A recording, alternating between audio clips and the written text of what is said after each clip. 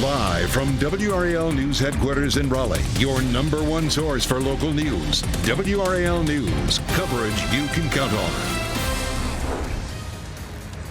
A deadly shooting in a busy Durham nightlife district. What police have told us and what we're still trying to learn. And we're hearing from churchgoers about how they are rebuilding after a Durham church caught on fire. And we're in the 50s and 60s right now for us out there. Relatively comfortable, but we only go up from here into this upcoming week. We'll talk about near record temperatures coming up. We are learning more tonight about a shooting that killed a woman in Durham. It happened on West Morgan Street just before 1 a.m. WRAL's Carly Haynes spoke to people in that area who say it's unusually very busy during that time of night. Carly. Well, Julian, this was the area that police were focused on last night, right off of West Morgan Street here, and over that way, a ton of bars and restaurants. Now, we know that early this morning, just before 1 a.m., a woman was shot right here on this road. It was a very big scene with a large police presence. We've been going around this area asking people if they saw anything happen last night. Many people told us this is a very busy area. It's popular on weekends for the bar scene. They were surprised a deadly shooting happened so close by. There's just tons of people all over. Getting food and everything, and then we saw all the lights blinking. I'm still kind of in shock that actually happened and we weren't in it like just a few minutes before. And Durham police have told us that they haven't arrested anybody just yet in this shooting incident. It is still under investigation. Julian. So many questions still out there. Carly Haynes reporting live for us tonight in Durham. Thank you.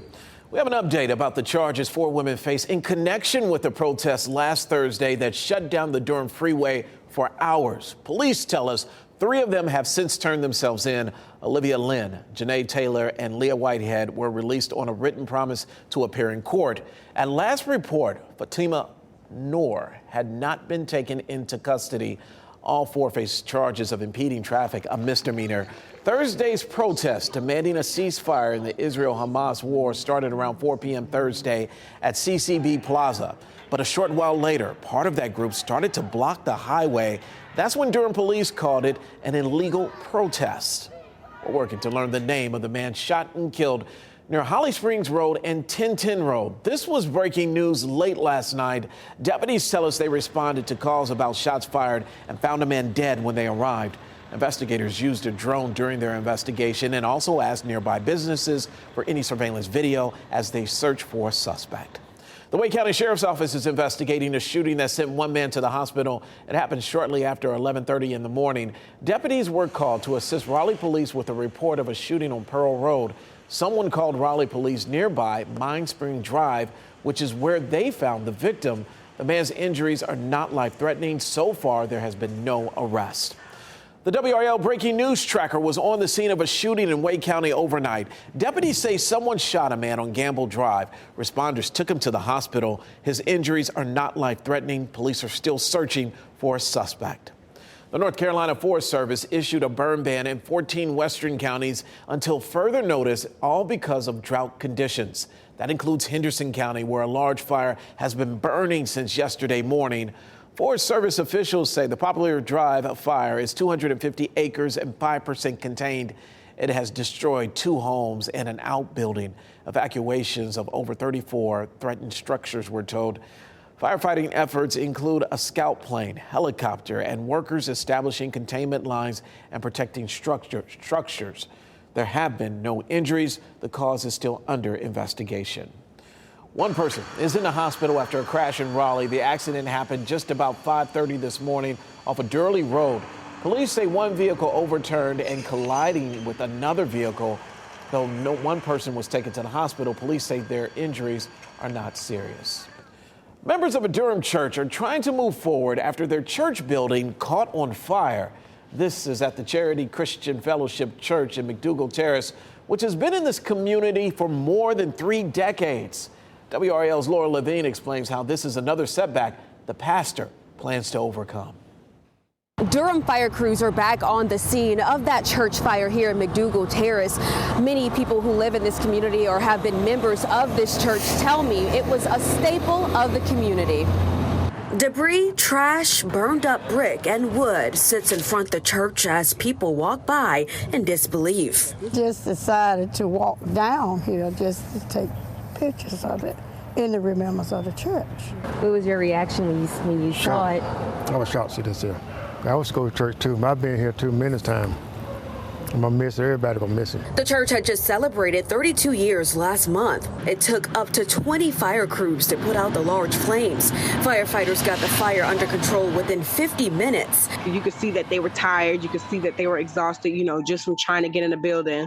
But they never gave up. The building has been temporarily closed since the pandemic, but services are virtual. They had plans to return in person next year. I caught up with Pastor Charlene Dunn by phone just as she had finished services on the heels of this news. I know that the members are hurting, and I know all of that, but we we're not going to dwell on that today. We're going to dwell on worship. She described the impact the church has had on those here. Some of them said that church saved their lives, and that was an encouragement to me. Some of them, we just had a new baby, and the person that had it said, I won't be able to bring my baby to this church that I grew up in. With the feelings of this setback settling in, Pastor Dunn believes it's only preparation for a greater comeback. Church is material, the building and grounds. And I said, we cannot die over it, and no need to get sick over it. We just need to recover and rise back up. We fall down, but we get up. The hope is that the church can rebuild. In the meantime, Durham fire investigators are still working to determine the cause of the fire. Laura Levine, WRAL News in Durham. I just love their faith. Well, Election Day is this Tuesday, and WRAL is your place for the fastest results on air, web, and on your phone. We have you covered as voters in 22 counties, including Durham, Cumberland, and Wake County, head to the polls. Voters in Durham, Fayetteville, and Chapel Hill will pick a new mayor. Fuquay, Varina, Holly Springs, and Wendell voters will have to decide if park improvement projects are worth a hike in taxes. Polls open at 6:30 in the morning and close at 7:30 p.m. Now remember, you will need your valid voter ID, such as a driver's license, in order to cast your vote. All the details you need to know before heading to the polls can be found on NC Board of Election website. And tune in to WRAL on Election Day as results pour in. By the way, today marks exactly 1 year until the 2024 presidential election. I can't believe we're that close. Well, this comes as a new poll from the New York Times shows President Biden losing to Donald Trump in 5 of the 6 swing states. Trump now leads in Nevada, Georgia, Arizona, Michigan, and Pennsylvania. Biden only has a narrow lead in Wisconsin by a slim margin. The poll suggests this is more of an indication of Biden's weakness than Trump's strength. Voters say they are concerned about Biden's handling of the economy and also about his age. U.S. Secretary of State Antony Blinken brought his diplomatic push on the Israel-Hamas war to the occupied West Bank and then to Iraq today. In Ramallah, he tried to assure Palestinian President Mahmoud Abbas that the U.S. was intensifying efforts to ease the plight of Gaza civilians. And Blinken made clear that Palestinians must have a main say in whatever comes next for the territory after the conflict. Later today in Baghdad, Blinken held talks with Iraqi's prime minister and made an unannounced visit to U.S. troops, we're told. American forces in the region are facing a surge of attacks by Iranian allied militants in Iraq and elsewhere. Several road closures begin in Raleigh this weekend for I-440 and Blue Ridge road improvement projects. Some closures will last about 2 weeks. Let's begin with the short ones first. Starting at 9 p.m. tomorrow, the ramp from Western Boulevard to I-440 West and the ramp from I-440 West to Melbourne Road will close. 2 hours later, I-440 West closes from Western Boulevard to Walnut Street. Then I-440 West reopens Monday morning. It will be in a new alignment with new ramps from Western Boulevard to the Crossroads Shopping Center area. Overnight, the ramp from I-440 West to Hillsborough Street will close for about 2 weeks. Traffic from Wade Avenue to I-440 West will use a new ramp and reconnect to Hillsborough Street around November 15th. Drivers on I-440 West before Wade Avenue will be able to use a temporary exit to access Hillsborough Street again. And Hillsborough Street is set to close for 2 weeks in front of the fairgrounds so crews can work on water lines ahead of a rail line shift. As always, be careful driving through those work zones and allow extra time for detours. Coming up, we still have a lot to talk about. We hear from a young Fayetteville star behind a viral TikTok video.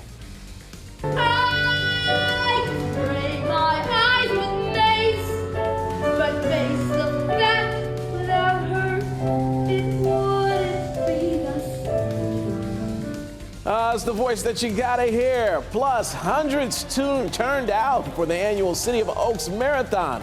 A recap from today's race. Anthony. And Julian, certainly a beautiful weekend weather-wise. We do have some changes, though, to talk about. You notice all of that red here on the map. We have some big-time temperature changes in the form of warmer weather here. Who can get close to record territory? We'll break that down right after this break. Welcome back. Overcrowding is forcing thousands of Wake County families to move to new schools every year. It's partly the result of a population that is growing faster than the school system can build schools. But many families say they shouldn't have to move schools to make way for new development. Our WRAL Education Insider spoke with school system officials about why these changes are happening and asked many of the questions families have. We found some solutions aren't cost effective, but officials are still willing to consider some compromises. You can read more about the latest reassignment plan in the education section at WRAL.com. Runners flocked to Raleigh today for the annual City of Oaks Marathon. Crowds of participants bundled with warm hats and hoodies and gathered at the starting line at 7 a.m. Male runners between 18 and 34 who finished the race in 3 hours qualified for the Boston Marathon in the spring. Female runners aged 18 to 34 who finished in 3 hours and 30 minutes also qualified. Plenty of people decided to take a trip around the world without ever leaving the Triangle. The International Festival at the State Fairgrounds represented more than 30 cultures. People enjoyed holiday shopping, food, desserts, and of course, those beautiful performances there. All right, check this out. A community theater in Fayetteville is going viral, garnering millions, yes, millions of views after posting a table read for the Cape Fear Regional Theater's production of the Addams Family musical. I can stab my art myself, could rip my tonsils out, could set my hair ablaze.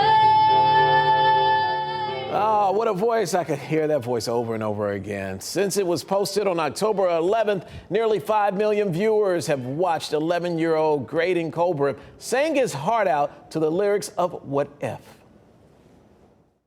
It made me feel really good because I don't have TikTok, so my face hasn't been seen on TikTok at all. So it made me feel really good. Now, Graydon is a 6th grade student at Freedom Christian Academy in Fayetteville. You can watch him and the rest of the Cape Fear Regional Theater's production of the Addams Family musical through November 12th. They extended it just for you because of popular demand, and you'll hear more from him later tonight at 10 and 11. Anthony, it's beginning to look a lot like Christmas. Is it too early? But that scene behind you, I just can't help it. It's beautiful. I love this shot. I don't think it's quite too early, Julian, but we're going to be talking 80s for temperatures this week, so not really feeling like Christmas out there for us right now. And certainly most of this weekend, we've seen those temperatures well above where we should be for this time of year. Nonetheless, though, I had to bring us some of that holiday festivity, if you will. This is Fenton and Carrie. You can see, of course, the lights out there, the Christmas tree. We're going to be heading out over the next couple of days, probably in shorts and t-shirts skating if you're heading here to Fenton there. We're at 62 in Raleigh currently, 62 in Durham, 54 in Roxborough. Most of our southern areas checking in right now in the upper 50s and low 60s. So it is relatively comfortable. We head through the rest of this evening. No issues if you want to go for a walk or just go for a Sunday dinner. We're at 66 for our normal high temperature this time of year. That is where we are headed this week. So tomorrow will be very similar to what we saw today. We go into Tuesday, into Wednesday, Thursday. That's when we really start to see these warmer temperatures on the way. 81 there on Wednesday is the forecast. We're at 80 on Thursday, and then into next weekend, just in time for Veterans Day, all the festivities here next weekend, it will be much cooler than what we're expecting this week. The record warm temperatures, though, 80 degrees is the record specifically for RDU on Wednesday. I have us at 81 right now. 84 is the record in Fayetteville. The forecast is 82, but compared to yesterday, we continue to creep closer and closer to that record. So just keep that in mind here this week. One thing that we really are watching, though, closely here, we've been talking about some of the wildfires in the western parts of our state. We desperately need some rainfall. This is, of course, our latest drought monitor. Severe drought back to the west right there. We've seen burn bans in place. We've seen air quality alerts. It has not been a good story. And then even in our direction, we're mostly under that abnormally dry to moderate drought criteria. We need the rainfall, and it still looks like it's not going to come in here until probably Friday night, even at Saturday morning.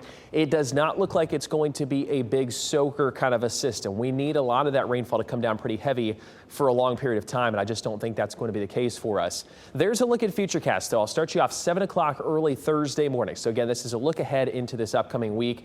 Notice, by the way, all the snow up there in portions of New England, up into Canada. They are definitely talking about a chilly air mass with that one. We continue to watch some cloud cover streaming in Thursday evening. There's 6 o'clock. This would be the system back to the west right there. And as it gets closer, you notice it kind of hovers there for a little bit and loses some of that moisture that was previously associated with it. There's just after 10 o'clock Friday evening. Some of that could be pushing on through, and especially into Saturday morning. We'll watch that. Most of next weekend at this point, as you're kind of planning maybe a little bit ahead, it looks pretty dry, but it does look like Friday night into Saturday. That would be that next batch of rainfall. There's 9 o'clock. Some of the coastal areas still talking about that. Again, very much needed rainfall, but at this point, 40, maybe 50% chance of showers there Friday night into Saturday, early Veterans Day as well.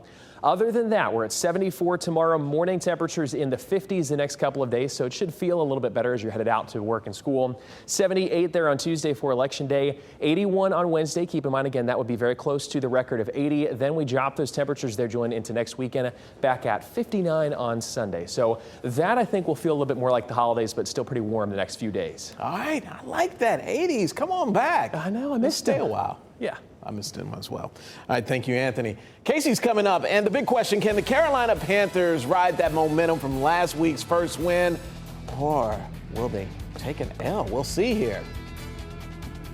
It's great to own that record. Yes, it was a historic win for Dave Doran last night.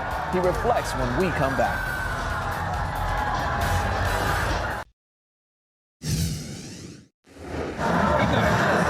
NC State's going to win, and Dave Doran in the process becomes the Wolfpack's career wins leader, passing the great Earl Edwards. Now, there was a time a few years ago where schools were trying to lure Dave Doran away from NC State, but he and his family decided to stay. And when he met with the team, met with the staff, one of the things he said was, "I'm here and I want to win the record. I want to be the winningest coach in NC State football history." And with last night's gritty 20-6 win over Miami, he becomes just that.